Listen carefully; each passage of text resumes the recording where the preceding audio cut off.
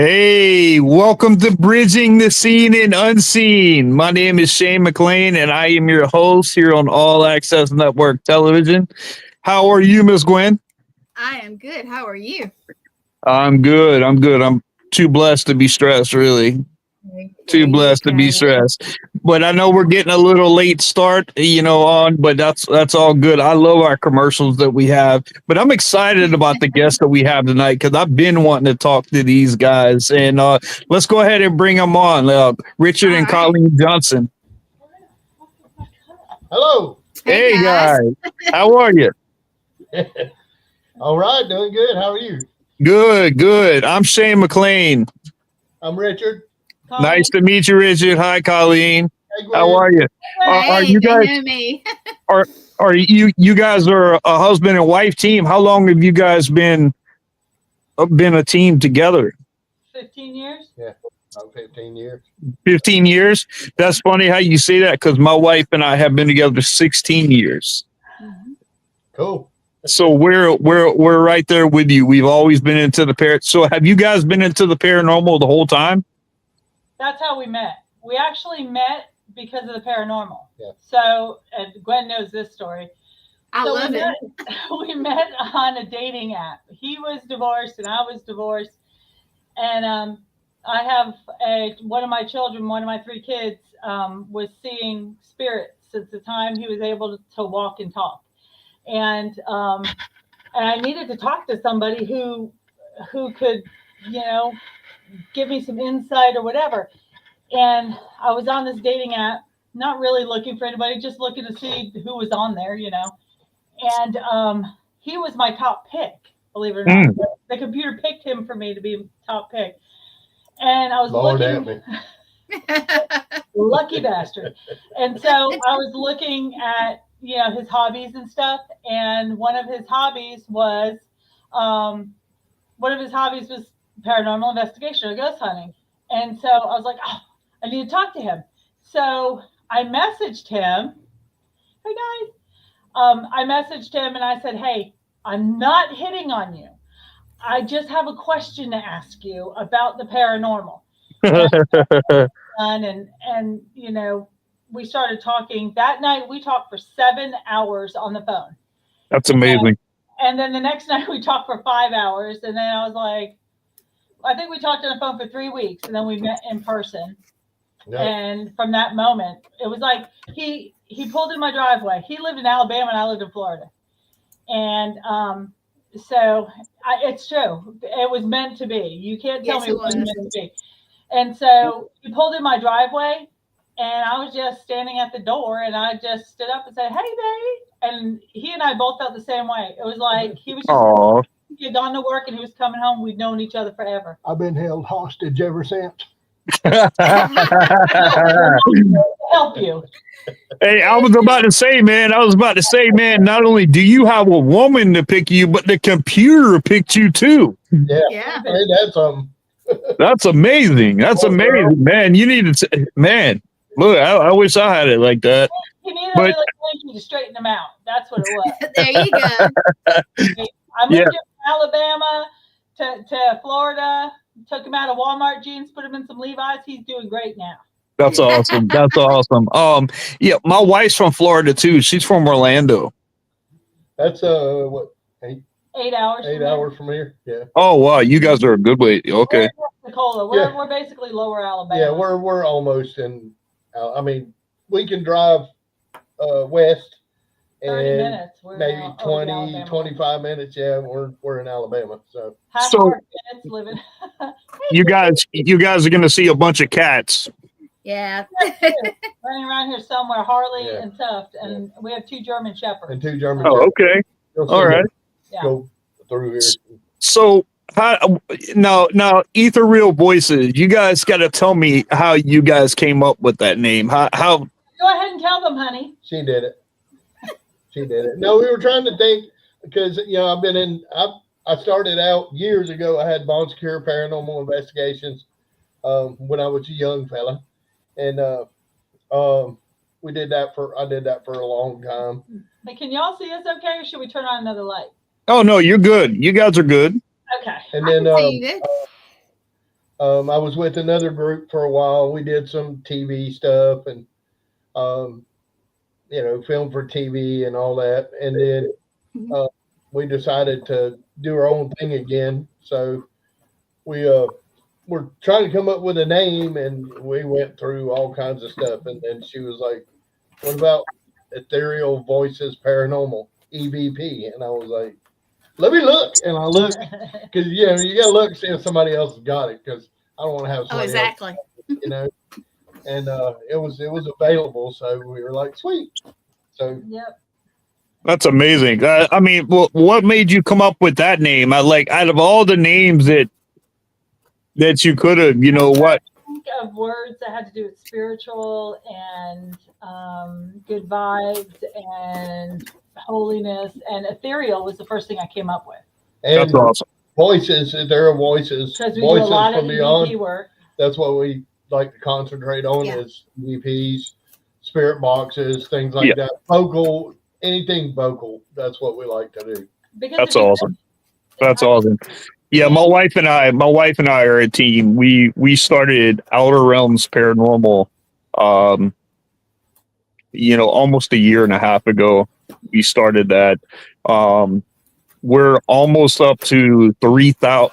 We're almost up to like 2,900 members in a year and a half, which is really good, but we use our platform, to really help promote other teams and, to really just network and things like that, because my wife and I work together a lot. Her and I have a similar story, behind that, behind how we met and everything too. So it was a meant to be love story also. But we've had this love for the paranormal since I can remember.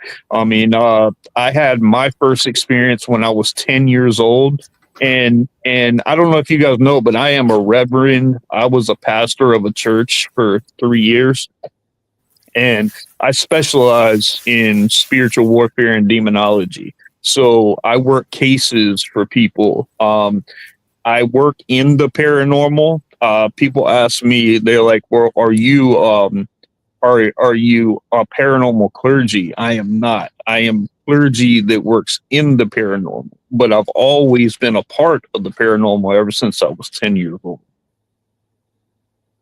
So I think it's fascinating. My wife probably has one of the best stories that she had. I mean, with a Ouija board. Like I tell all my investigators, I tell everybody, look, people like working with them. I don't like working with them. I won't let them in my house. That's what I'm saying. That's what I'm saying. I mean, if my wife was available, come here, Angie. Come here. Come tell them that story. Listen, I don't know what her deal is. But her and her friend were playing a Ouija board. And this is when she was a teenager. And her friend's mom came in. Here, say it. Okay, it was December 11th of 1999. My best friend and I were playing the Ouija board. And her mom came out and asked if this thing's really real, ask her how much longer I have to live. So she laughed about it. It spelled out 3 months. Then March 8th of 2000, that just passed, her mom passed away and they couldn't find a reason why. 25 years ago. Wow. 3 months. 3 months. 3 days short of 3 days.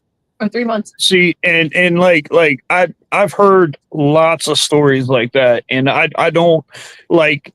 I hear people go on investigations and they use those like spirit communications, and I've even heard people tell me that when you use a spirit box and stuff like that, it's no different than using a Ouija board. I don't think that's true. I don't think so either. I don't feel like the spirit box is opening the kind of gates that a Ouija board is.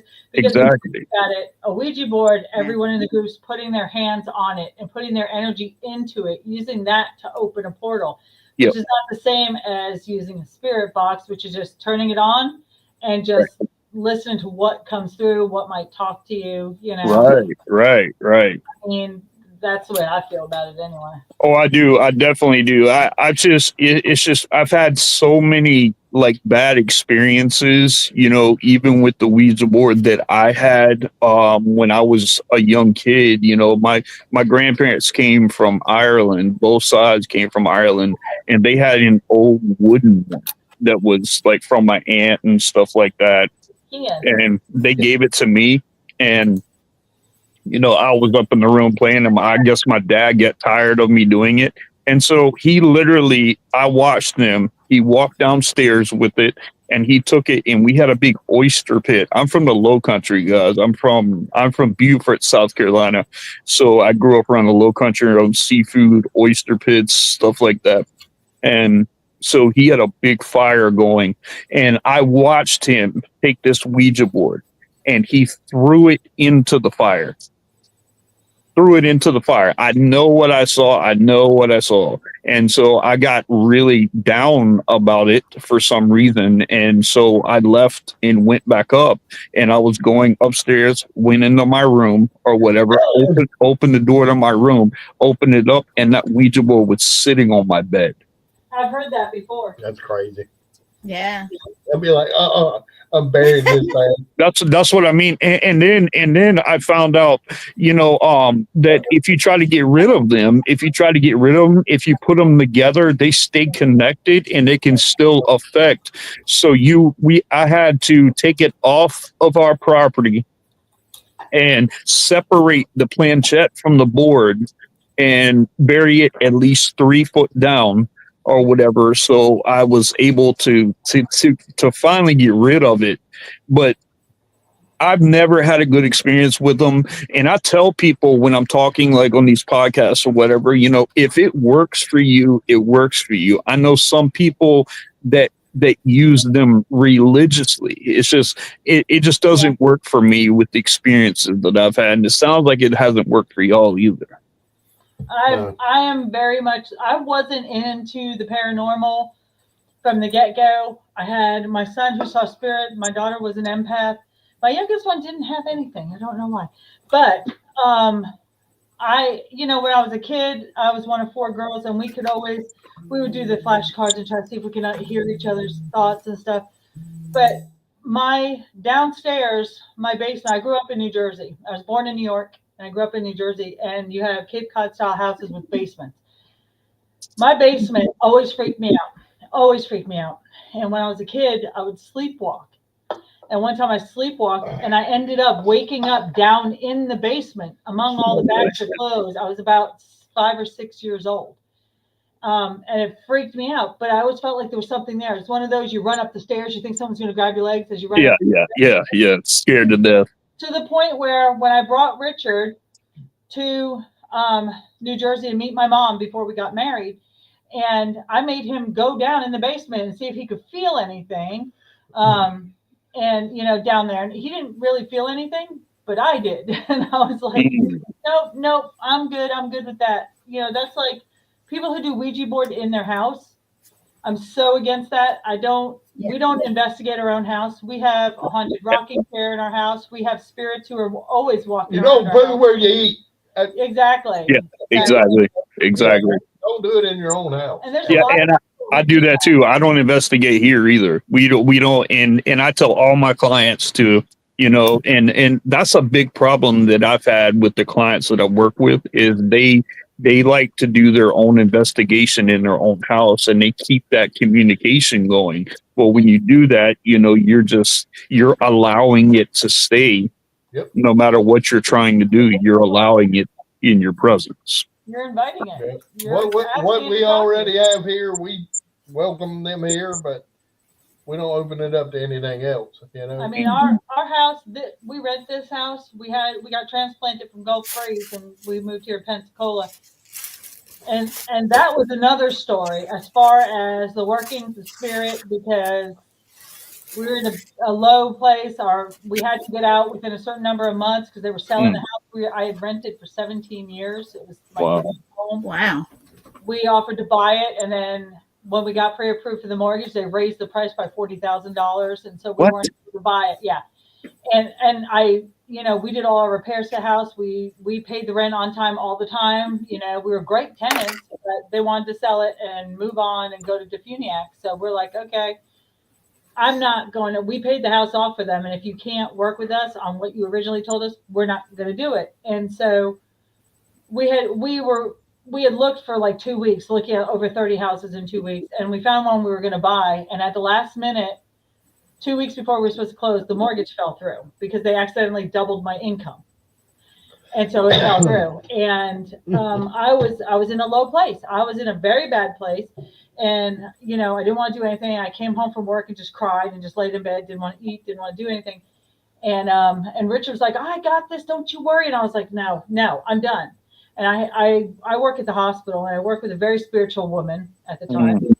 And she said, don't worry, God has a plan for you. And I told her, I said, maybe your God has a plan for you. My God left me because I'm the person that's always there for everybody. I'm always happy and giving the shirt off my back and doing everything I can for everyone. I said, we're good people, and this happened to us. So we have nowhere to go. So don't tell me about God, right? Last words, right? So Richard called me the next day. Okay. And he said, hey, they have this open house at this place in Pensacola, same rent that we were paying. You want to check it out? I'm like, fine, whatever. We came here and we looked around the place, and you just got a sense of calm in here, and it just felt welcoming.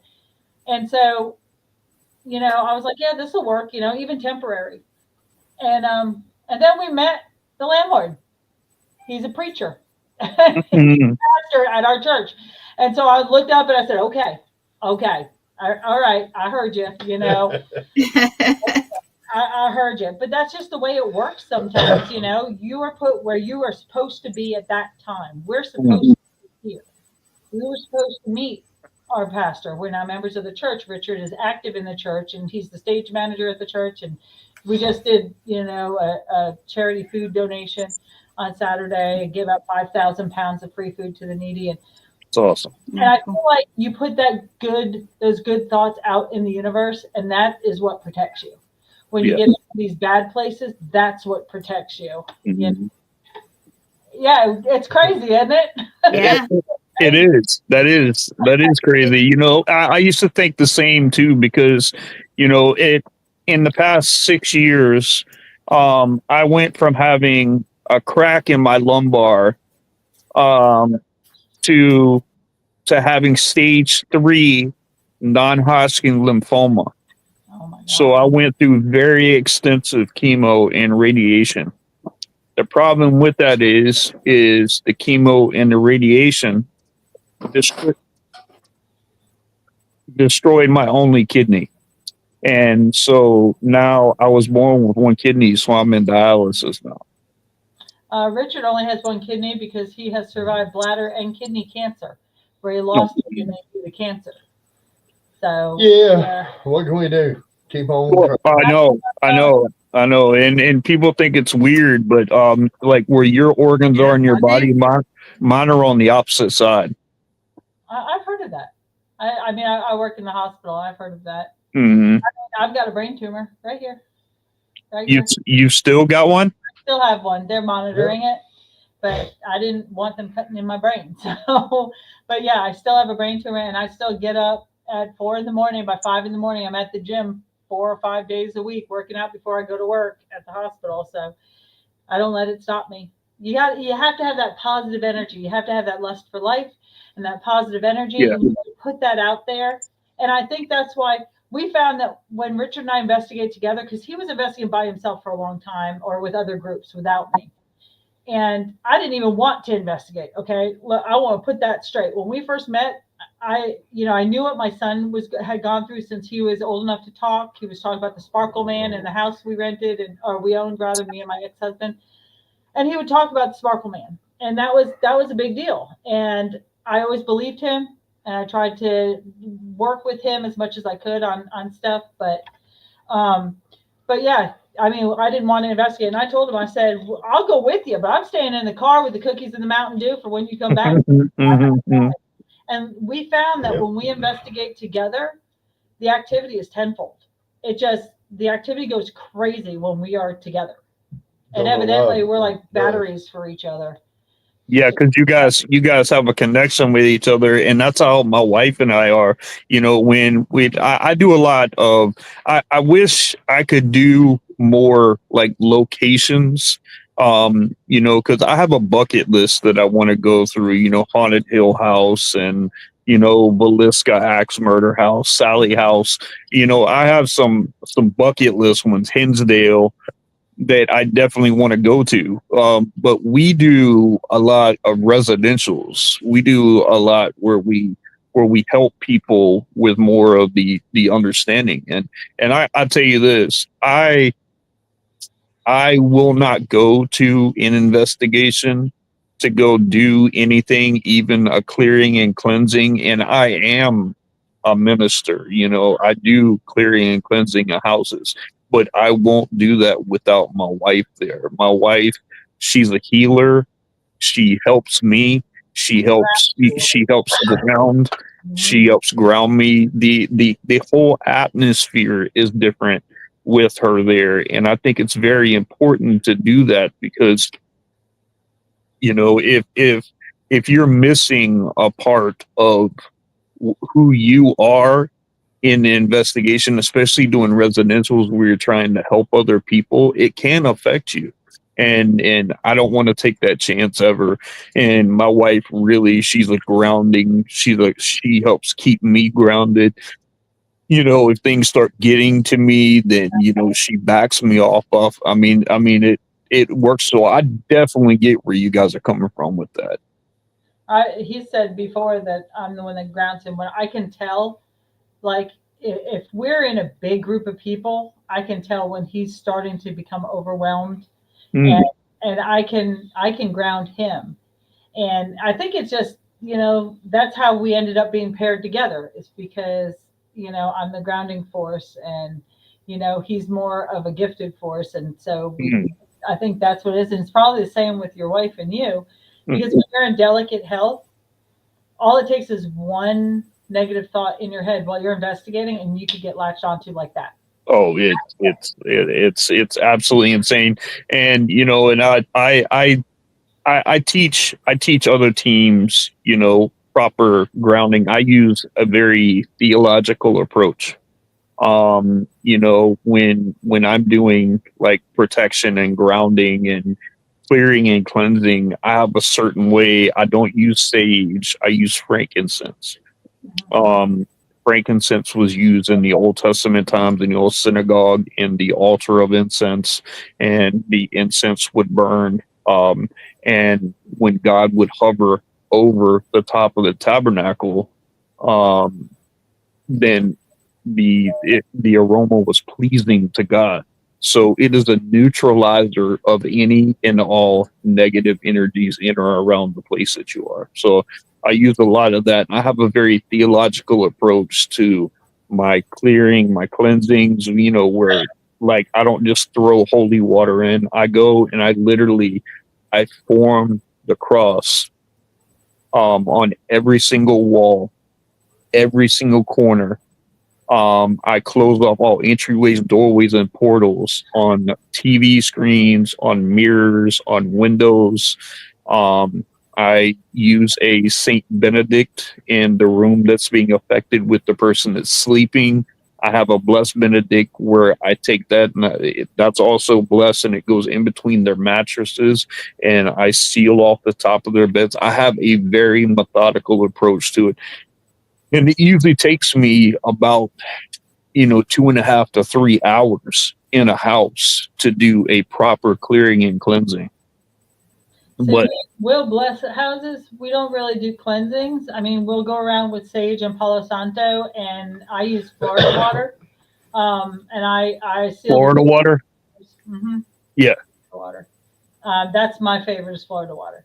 And because it has such a good smell to it, and it's just so pleasing. And the very first thing we do when we go to someone's house, because of course, a lot of places were closed down since COVID, and then after COVID, during COVID, everyone got into paranormal investigation shows and everything, and then everybody wants to investigate, and then all of a sudden, these places that either didn't cost anything or were affordable to rent to investigate, all of a sudden we're through the roof.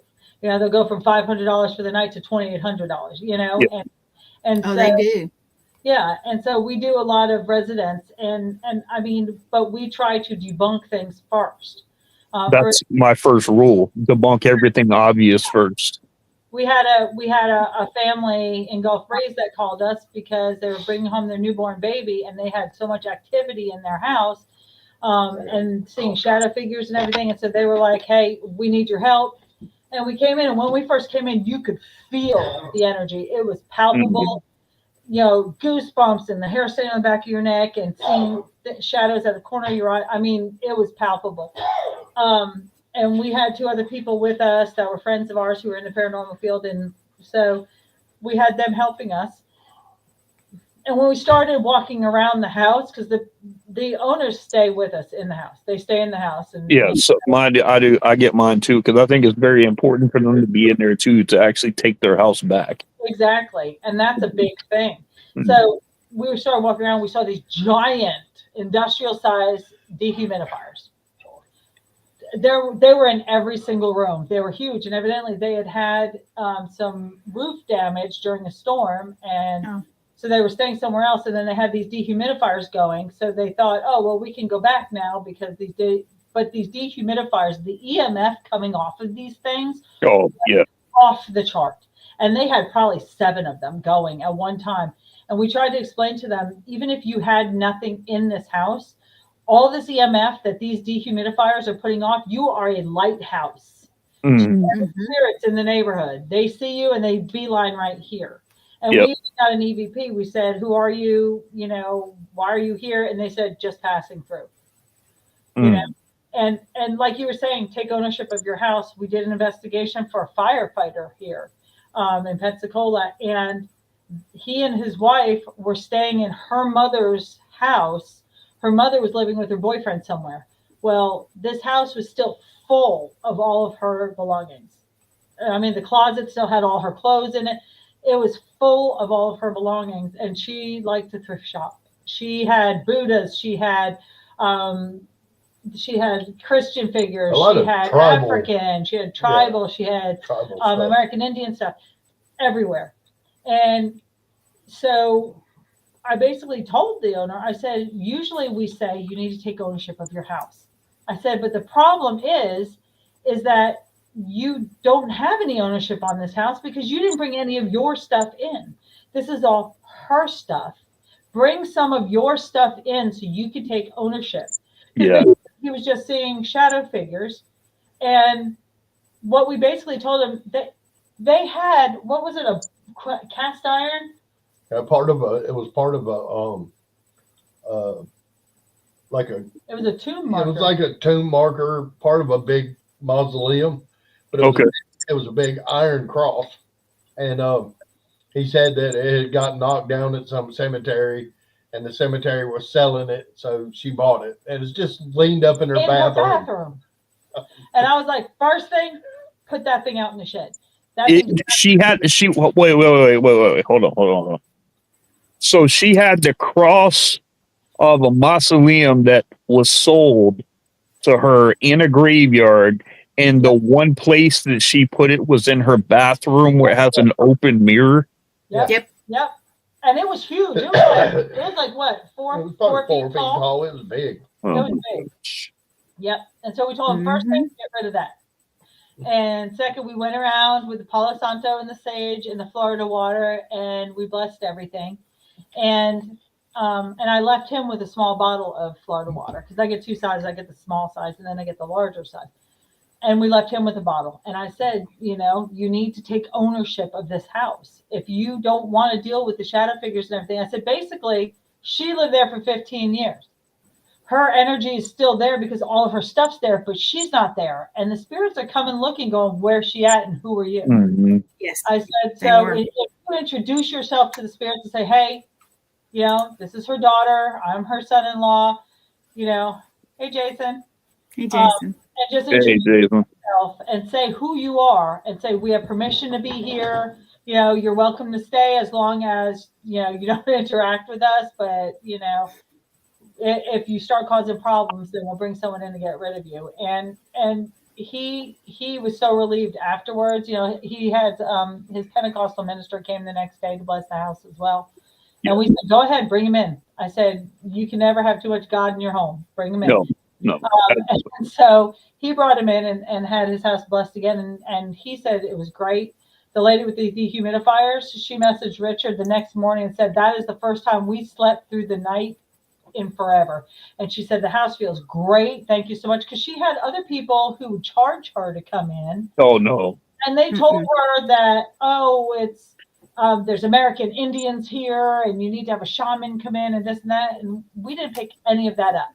Everything we picked up was someone was passing through because this. That's all it was a big battery for, you know, I told her, if your neighbor has something there, it's coming to your house. Yep. Well, if she had the EMFs going like that and those humidifiers or whatever, like you said, it's like a beacon. It's like it was putting off a signal. It's like, hey, you know, you're free to come travel this way. Yep. Yeah, come on over. It's like having a barbecue in the front yard, you know. Right. Over. Yeah. Yeah. Hey, you guys, let me take a minute and tell everybody who's watching. Jason, Harris, Paranormal Rockdown, Hey, guys. Sean from Eternal. Yeah, Jess. Hey, Jess. Hey. Y'all remember Jess from Alabama? Jess Elliott? Yes. Yes, that she's on. Susan Victoria, who I was on her show the other day. Hey, Susan. I remember faces more than names. Yeah. Pat, Kathy. We got other people watching too. I think Litriana's watching. Hey, Hey, guys. Thank you guys. Thank you guys for all coming on. everybody. That's great. I love this conversation because, you know, you guys sound like you have a lot in common with me. My wife and I, we are actually going to be on the show this fall called My Haunted Hometown. They came from Canada and they actually filmed one of my clients, and I usually don't put but he wanted his story told. But this client in particular, he had 2 paranormal teams go out there. They couldn't figure it out. They had a demonologist go in. They couldn't figure it. They put a priest in there to do a cleansing. Nothing was working. And so the team called and asked my wife and I if we would take a look at it. And that was just our whole purpose. And so I talk to every single person in the house. It was only affecting the male. It was only affecting the dad. The kids weren't getting affected. The wife wasn't getting affected. It was affecting him, throwing shoes, shaking doorknobs, throwing stuff across whenever he was in an area. And we were in his bedroom and we were doing an investigation. And he came into the bedroom where we were.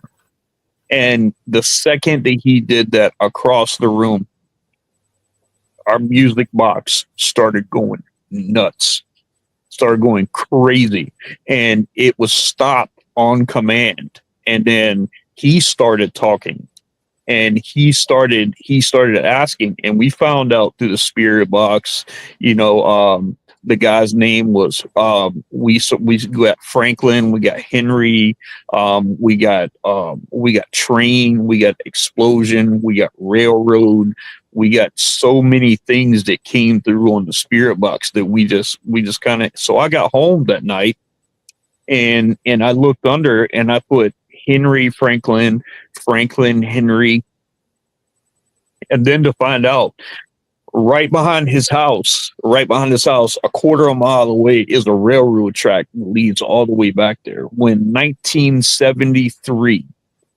a man named Franklin Henry was on a train with 6 other firefighters, and a propane leak came on and they died instantly. And so Franklin Henry was basically living or trying to live in Shane's, my client's, shoes. And because he lost his family, he lost his family. I mean, he's 28. He was 28 years old. His wife, you know, he was out of town. He was on a train. He died off a horrific explosion. And so Shane was married, had kids, had all kind of things like this. So Shane was the one being affected by it. Well, when my client came in and he started like telling who he was and explaining, you know, that, you know, you could have made yourself known, you know, we could have dealt with this a long time ago. And we did the cleansing, we got everything. And I mean, I still talk to him to this day. And after we did all the cleansing and everything, and he said, this house has not been this peaceful in so long. And it just means a lot to me, you know, when you're dealing with a customer like, or when you're dealing with, and, you know, and they tried to pay me and stuff like that. I don't take payments. I don't do that. I don't do this for payments because God gave me a gift, you know, with being able to work in spiritual warfare and demonology. And I wanted to share that. I wanted to share that with people because I want people, this is what even this podcast is for. You know, bridging the seen and unseen. My goal is bridging the gap between paranormal and clergy. And I was a Baptist pastor for 3 years. I stepped down from being a pastor to really get more into spiritual warfare ministry, exorcism ministry, you know, things of that nature. So I just got tired of, you know, seeing that the Catholic Church was the only one that was actively stepping out as clergy and helping people with paranormal issues. And you have to have special permission from the Vatican in order to the Vatican can pick or choose. Yeah. Just based on what people say, not necessarily on them experiencing it themselves. Yeah, I hear you. And look, I mean, that's fine that they can do that. But you know, I have noticed that there is a fear level, you know, when it comes to being in certain churches when you bring paranormal up, because they are equating paranormal with something demonic, and that's the misconception that churches today have, is they think that every single haunting that you have, no matter what it is, has something demonic behind it, and that's just simply not true. They don't realize how rare it actually is. 1%. Out of all the cases that I've ever worked, out of all the cases, you know, out of all of them, 1% may be demonic. I mean, you think about it. There are people who are assholes in life. They're going to be assholes in death. And they are too. Pretend. There's times when they'll be like, "Oh, this is the devil," and they're not. They're just trying to portray that. They're trying to say that. They're trying to say it. I mean, just like you said, though, like if you're a bad person in life, you're a bad person in death. You know, that doesn't change over there. You know, but I do agree. You know, like there's certain characteristics that you have to even show to be even considered demonic, you know. And I go, there's manifestation, infestation, oppression, possession, and then in the past 5 years, there's been a rise in obsession, which is after a person gets relieved or delivered from a possession, that their mind and everything, they miss something that they had while they were possessed. And they want that back, and they actually invite it. And the Bible is very clear that, you know, once it leaves and it comes back, it not only comes back, but it brings 7 times worse than what it was the first time. Mm-hmm. So there's been a huge deal with obsession here in the past 5 years. So, I mean, there has to be characteristics. I mean, you know, like obsession, like not obsession, excuse me, oppression, for instance. If you took someone with demonic oppression and you took someone with a true mental illness like manic schizophrenia, they resemble so much, and you have to know how to separate that and know, because, you know, with a true demonic oppression. There's no kind of counseling or, no kind of medicine that's going to fix that. Yep. You can't fight spiritual issues with earthly means. We had a couple that we used to investigate. We started investigating with, and then we ended up separating from them. We went by their house, and she used to own a big house on a lake and this big, beautiful house. And she bought this tiny little old Czech kind of on some farmland. And she was obsessed with this house. And she was talking about how she would see the big black dog in the house. There would be a big black dog waiting. But she never wanted to leave the house. She never wanted to go and stay away from the house for any period of time. She let her child move into the big mansion on the lake, and she just wanted to stay in this house. And I told Richard, I said, this woman is being oppressed. Yeah. This woman, there's something in that house that is attached to her. And in her house is the first time I ever saw a spirit of a cat. It was the weirdest thing. Richard was talking about the lady's cat, which was a Himalayan, and he was upstairs, and the cat was underneath the bed. And I saw the big Himalayan come running down the stairs, and I'm like, Richard, it's okay, it's down here. And he goes, no, it's not. And I said, no, it just ran down here, went in the kitchen. He's like, no, it's still here under the bed. And I'm like, well, which cat is it? So they brought the cat from upstairs down, and it looked different. It was smaller, and it had gray face. And the one I saw was big with a brown face.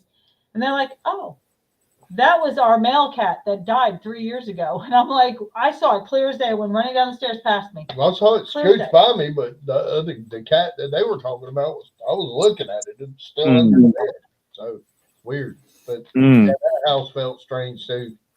Now, with that woman that you had there, it was like attached to her. Was she being? I don't mean to get into her business, but did she get sexually touched at all? She never told us if she did or not. Okay, all right. But it was the first time that we had gone and met them, and we stayed at their place. And I had bought a tiger's eye and malachite bracelet that I just thought was beautiful. And for some reason we got there, and she's like, oh, well, it's my birthday this week. And I gave it to her. I was like, sure, and I don't know why I gave it to her because I loved it, Mm-hmm. I mean, it was meant for her. It was meant for her then. Yeah. Her. I'm very big into having my crystals. I have my little satchel with my crystals in it. I take them everywhere. And we've had to stop on the way. We were on the way to somewhere in Alabama. We're doing an investigation. And we had to stop because I realized I left all of my protection bracelets here. And I was like, no, we got to stop. And I got one too. Like, Googling that physical store near me. And I was like, you have to buy them. I'm very big on, I will only wear them if someone gives them to me. I don't buy them for myself. They have to be given to me as a gift. And Richard bought them and gave them to me. And then when we went to Ozark, Litriana gave me one. Yes. So I keep, those are my protection bracelets. And it's funny how I was like, I am not going to this location without my protection. We're going to Poly jail. We are stopping. Oh, we were going to Poly jail. Poly jail. Yeah. And so I was like, nope, we're stopping. We found a place in Pace, and we managed to go in there and love the place. The place is awesome. And I was like, okay. I said, this one I want, so you need to buy that for me. And you need to pick one. You need to feel which one I need. You pick that one for me. And, it just worked out. But it's just funny how it's. Right. But I have a necklace that has some turquoise beads and stuff. It was blessed by a shaman. And that I wear it every time I go investigate. That in your hat. That in my hat. Do you guys have Native American in you?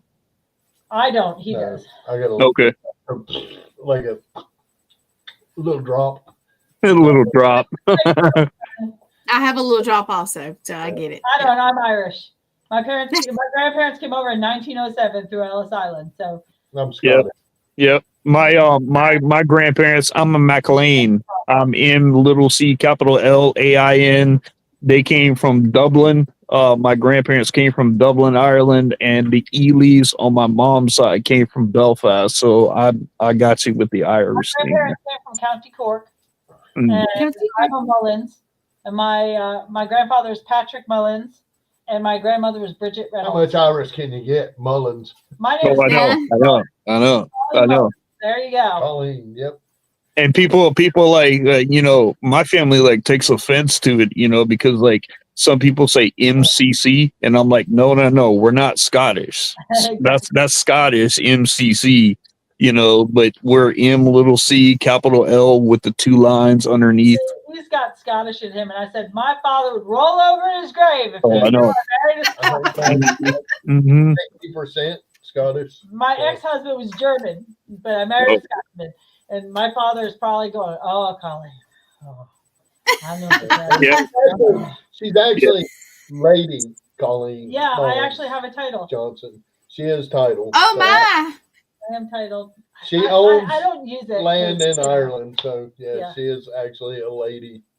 That's awesome. That my grandmother used to tell me, she was a little woman. It was the craziest thing because people think that Irish people are all short. That's not true at all. My grandfather was 6'4", 285 pounds.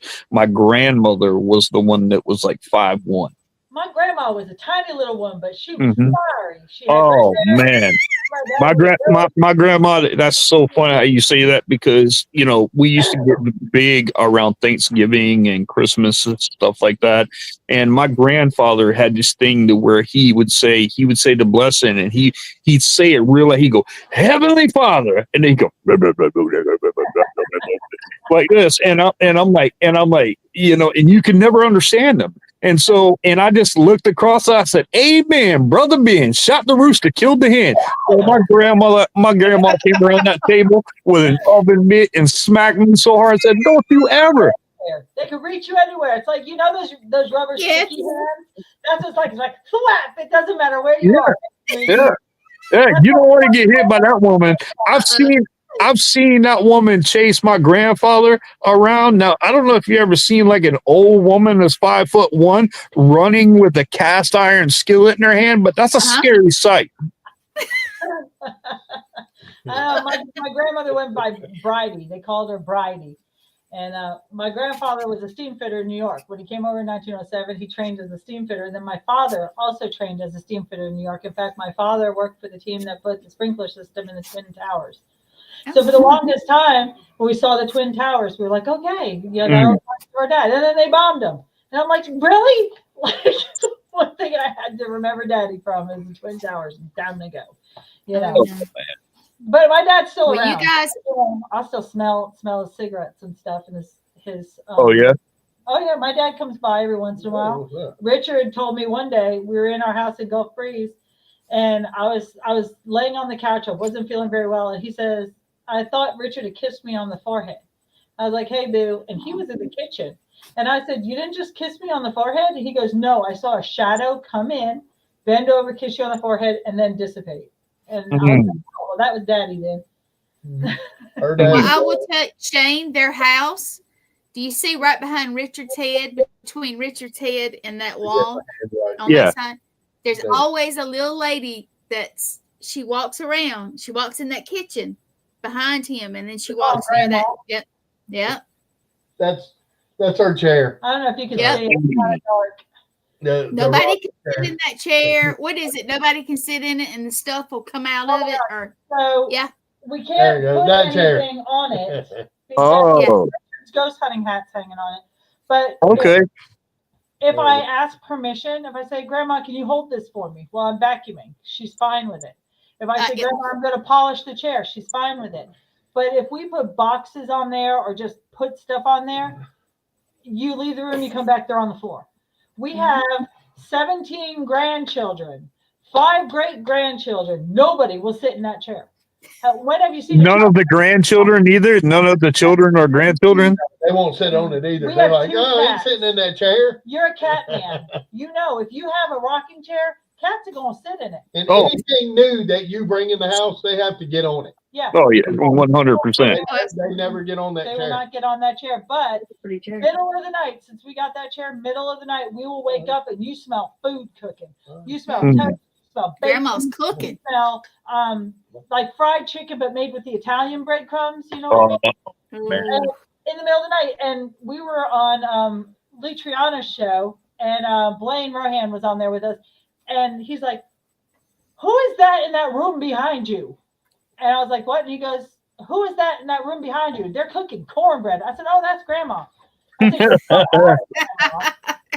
we were gifted this chair, and it was the lady's like, "Here, you can have it," and it was her mother's chair, but it's like over 100 years old, but it looks brand new because nobody ever sits in it. And I guess Grandma. Now we know why she wanted to get rid of it. Yeah, she's like, "Here you go. There you go. It's your problem now." Grandma's very helpful because, you know, after we got the chair, Richard lost all his blood pressure medicine. He takes 3. Okay. And he lost all of his blood pressure medicine, all of it. And we looked everywhere and we could not find it anywhere. And so I'm like, well, you know, we'll have to call the doctor in the morning, get him to send more. And we went to bed. We woke up the next morning and all 3 bottles were in a line on my dresser. Just sitting there, pretty as you please. Yep. Just sitting there. Because, you know, Grandma looked out for us. You want to be Grandma's still looking out for you. Now, does she care? Does she care about people sitting in the chair? Like she doesn't. I haven't seen where she has, but she, like, people just don't want to. It's like, since we moved into this house, everybody who comes over says it's so comfortable. Like, this house was built in 1951. Okay. That wall behind us, there's a fireplace in that wall. They walled over the fireplace. You know, okay. It's an older house, but everyone who comes over says it just feels so relaxed and so comfortable, and it's got good feelings.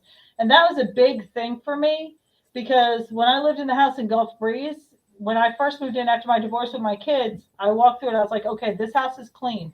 This house doesn't have anything in it. Because when you have a child that sees spirit and they're scared in the middle of the night, first thing you want to do is find someplace safe. Because I always believed him. I always took his word for it. And that house had no spirits in it. It was nice. It was clean until he moved in. Till I showed up. And he brought them with him. They came with me. Yeah. Hey guys, I hate to do this, but we got like 3 minutes left. Okay. Guys, Yes, I could talk to you guys. I could talk to you guys all night long. I seriously can. I love this conversation. But why don't you tell everybody how to get a hold of you guys? Because I want you guys to keep a hold of us too. You know, join Outer Realms. I think I'm on your page already. But join Outer Realms Paranormal. That's mine and my wife's paranormal team. We'll do that. You can find us on Facebook. We're on Instagram and TikTok, but I don't do much with that. I just do Facebook mostly. Yeah, me too. And if you go on our website, you'll see Richard builds his own paranormal equipment. He builds REM pods and music boxes. And it is awesome. I need to talk to you anyway. Mm-hmm. And just hold on afterwards, and I'll put you downstairs, and they'll go down. And we'll be at Ozark Paracon. Yeah, we'll be at the Ozark, Deep South Paracon. So nice. Come see us, come to our table, come meet us, and Keith Age is going to be there too. I'm sitting here watching. Awesome. Richard's on the phone. I'm like, who are you talking to? He's on the phone with freaking Keith Age. I was like, I got a lot of people's phone numbers. He's famous, and he's just infamous. You know, I'm just saying, hey, you know, but it's going to be the Deep South Paracon. It's August 9th and 10th. 9th and 10th. Yes. Is that when it is? Yeah. Yes. And I will be there. I will be there. I know for sure. We'll be there. Lee Triana's going to be there. I can't wait to see Wynn's going to be there. Keith Age. Jess is coming, I believe, back. Is Blaine coming? But I think Blaine's coming. I'm don't have the final answer. The important thing is Beats coming. Beats. He's gonna be there. I'm gonna show him this video. Beats, we love you. I talked to him We love today. you, Beats. Yes. Come see us at the Paracomic Well, you guys, I'm gonna take you. You can buy tickets now. Yes, Yeah. Deep South. It'll be an awesome Yes, event. Deep South It really Paracomic is. Con. Hey, thank you guys for coming on. You guys have been a blast. You guys have been a blast, and I hope you guys have a wonderful evening. And I'll talk to you really soon. Okay. Oh yeah, definitely. Yeah. Same here. I'm All gonna right, take you guys. down. If you hold on a minute, Shane can talk to you. Okay. All Yeah. right. Yeah. All right, Shane. Close us And out. It's listen, been a what great a show! I conversation. mean, can you not? I mean, you can see. It's just I such an love them. organic conversation. I love conversations like that. They are wonderful people. If you guys haven't They checked are. out their page, check out their page. Go check them out. I mean, they're just wonderful people. Yes. But you guys, thanks for coming on. Thanks for showing your support, and thanks for always being there. And I will see you guys with another awesome one next week. All right, you guys. Be blessed always and stay spooky, people. Peace.